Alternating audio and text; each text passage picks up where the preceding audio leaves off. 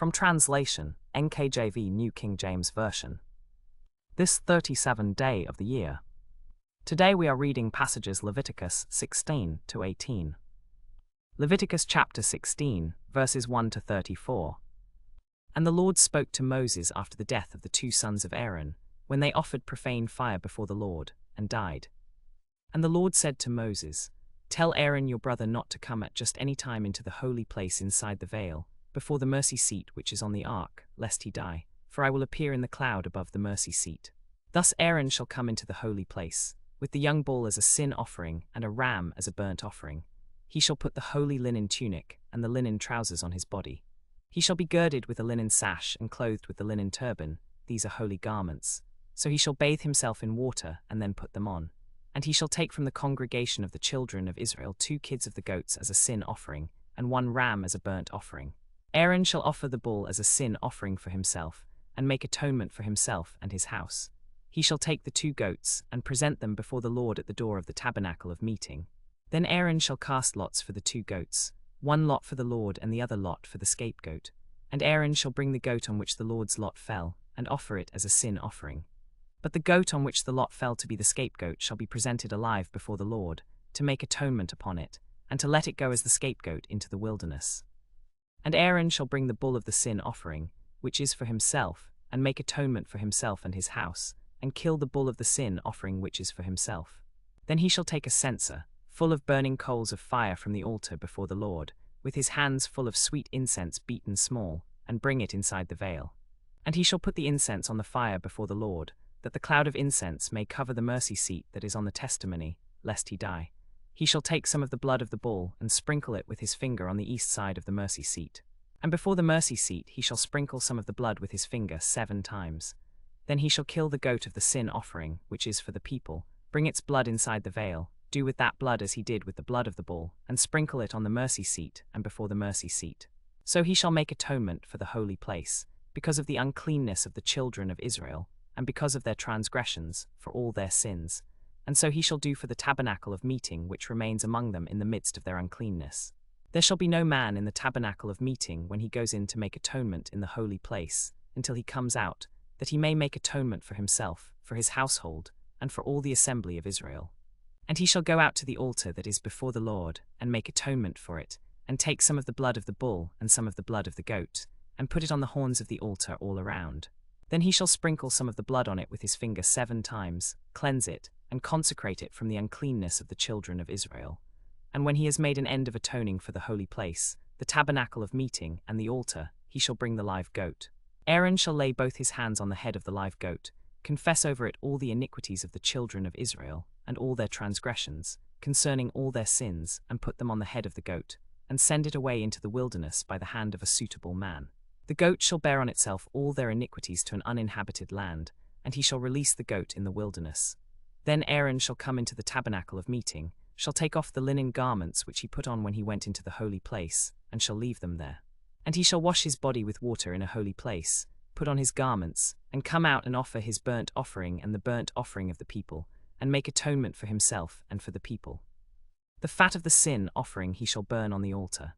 And he who burns the goat shall wash his clothes and bathe his body in water, and afterward he may come into the camp. The bull for the sin offering and the goat for the sin offering, whose blood was brought in to make atonement in the holy place, shall be carried outside the camp. And they shall burn in the fire their skins, their flesh, and their waste. Then he who burns them shall wash his clothes and bathe his body in water, and afterward he may come into the camp. This shall be a statute forever for you. In the 7th month, on the 10th day of the month, you shall afflict your souls, and do no work at all, whether a native of your own country or a stranger who dwells among you. For on that day the priest shall make atonement for you, to cleanse you, that you may be clean from all your sins before the Lord. It is a Sabbath of rest to you, and you shall afflict your souls. It is a statute forever. The priest who is anointed and ordained to succeed his father shall make atonement, and shall put on the linen garments, the holy garments. He shall make atonement for the holy place, because of the uncleanness of the children of Israel, and because of their transgressions, for all their sins. And so he shall do for the tabernacle of meeting which remains among them in the midst of their uncleanness. This shall be an everlasting statute for you, to make atonement for the children of Israel, for all their sins once a year. And Moses did as the Lord commanded him. Leviticus chapter 17, verses 1 to 16. And the Lord spoke to Moses, saying, Speak to Aaron, to his sons, and to all the children of Israel, and say to them, This is the thing which the Lord has commanded, saying, Whatever man of the house of Israel kills an ox or lamb or goat in the camp, or who kills it outside the camp, and does not bring it to the door of the tabernacle of meeting to offer an offering to the Lord before the tabernacle of meeting, blood shall be imputed to that man. He has shed blood, and that man shall be cut off from among his people, to the end that the children of Israel may bring their sacrifices which they offer in the open field, that they may bring them to the Lord at the door of the tabernacle of meeting, to the priest, and offer them as peace offerings to the Lord. And the priest shall sprinkle the blood on the altar of the Lord at the door of the tabernacle of meeting, and burn the fat as a sweet aroma to the Lord. They shall no longer offer their sacrifices to demons, after whom they have played the harlot.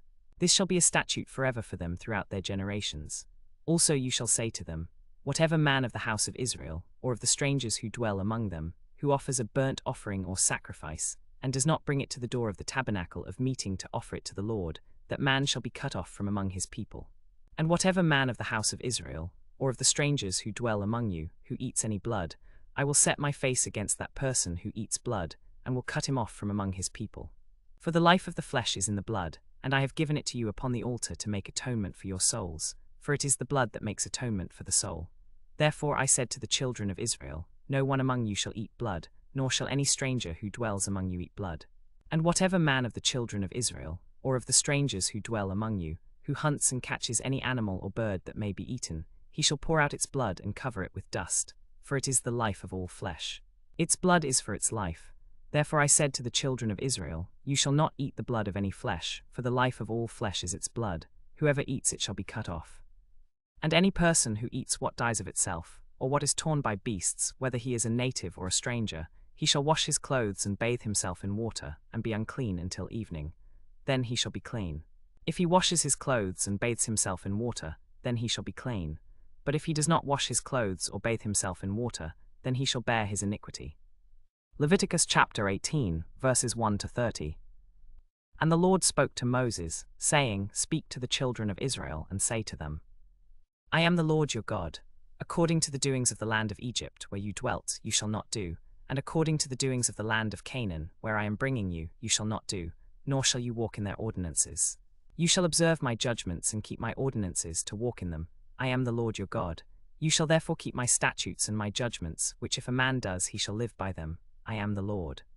None of you shall approach anyone who is near of kin to him, to uncover his nakedness. I am the Lord. The nakedness of your father or the nakedness of your mother you shall not uncover. She is your mother, you shall not uncover her nakedness. The nakedness of your father's wife you shall not uncover, it is your father's nakedness. The nakedness of your sister, the daughter of your father, or the daughter of your mother, whether born at home or elsewhere, their nakedness you shall not uncover. The nakedness of your son's daughter or your daughter's daughter, their nakedness you shall not uncover, for theirs is your own nakedness. The nakedness of your father's wife's daughter, begotten by your father, who is your sister, you shall not uncover her nakedness. You shall not uncover the nakedness of your father's sister, she is your father's near relative.